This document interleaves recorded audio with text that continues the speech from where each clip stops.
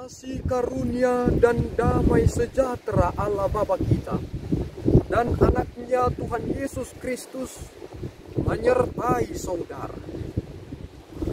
Amin. Shalom, saudara-saudari yang terkasih di dalam nama Tuhan Yesus Kristus. Senang bisa menyapa saudara di tempat saudara berada hari ini, dalam dimensi yang berbeda tetapi dalam dunia yang sama.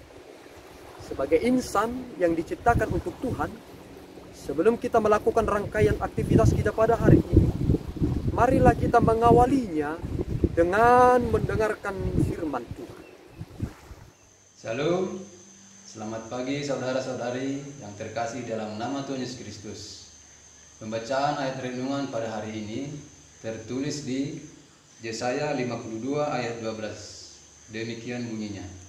Sungguh kamu tidak akan buru-buru keluar dan tidak akan lari-lari berjalan, sebab Tuhan akan berjalan di depanmu, dan Allah Israel akan menjadi penutup barisanmu.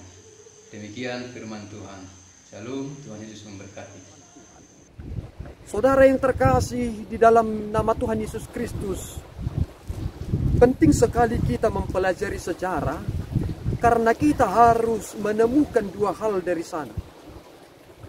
Yang pertama adalah aspek sejarah terkait tentang peristiwa, dan yang kedua adalah prinsip tentang eksistensi Allah di balik sejarah itu. Karena yang ternyata yang berdaulat atas sejarah adalah Allah sendiri, sehingga kita harus melihat benang-merah peristiwa itu tentang eksistensi Allah.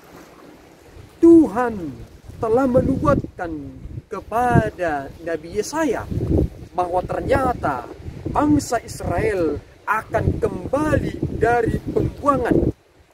Dan yang menarik adalah Tuhan akan berada di depan dan akan menutup di belakang barisan mereka, sehingga mereka tidak perlu harus berlari-lari untuk keluar, tidak perlu harus terburu-buru keluar dan berlari-lari untuk berjalan.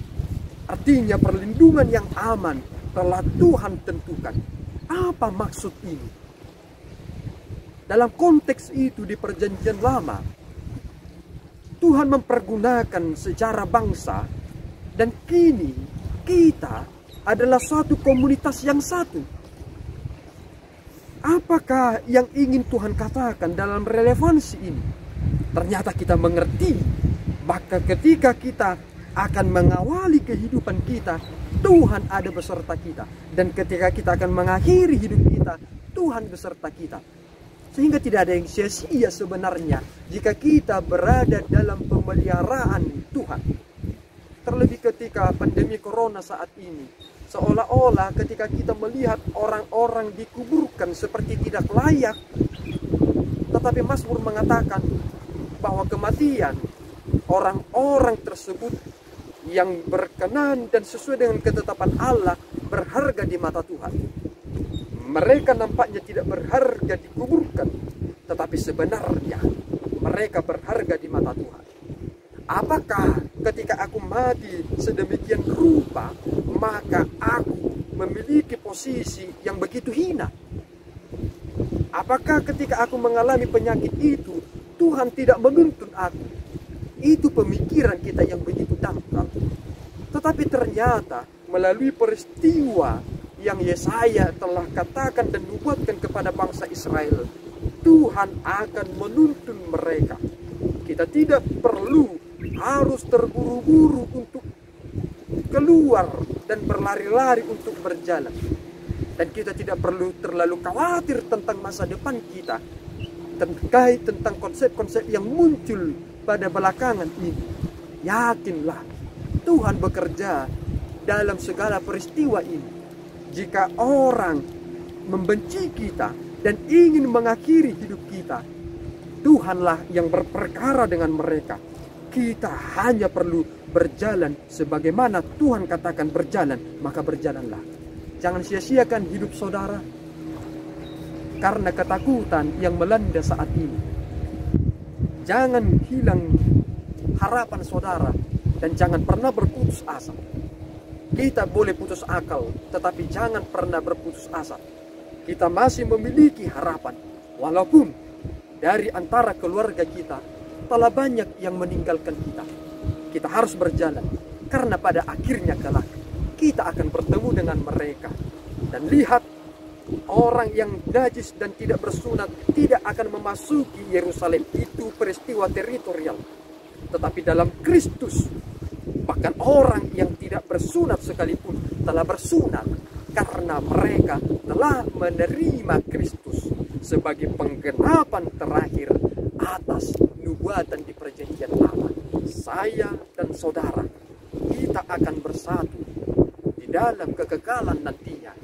Biarlah dunia ini memporak-porandakan kita, tetapi iman kita harus iman yang sempurna.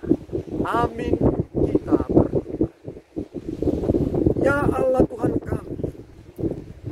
kami ingin berjalan di dalam perlindungan-Mu Tuhan, sehingga kami tidak perlu terburu-buru untuk berlari, karena Engkau yang berada di depan dan di belakang kami. Jadikanlah Tuhan hidup kami menjadi hidup yang berkenan di hadapan, tidak takut, tidak goyah, tetapi yakin penuh Tuhan beserta kami, sehingga kami terus bekerja untuk Tuhan, meskipun kami harus membatasi diri kami karena dunia ini sedang sakit. Dan ampunkan kami Tuhan akan dosa kami. Dalam Kristus kami berdoa dan mengucap syukur. Anugerah Tuhan kita Yesus Kristus, kasih setia Allah Bapa, dan persekutuan Roh Kudus menyertai saudara. Amin. Tuhan Yesus memberkati.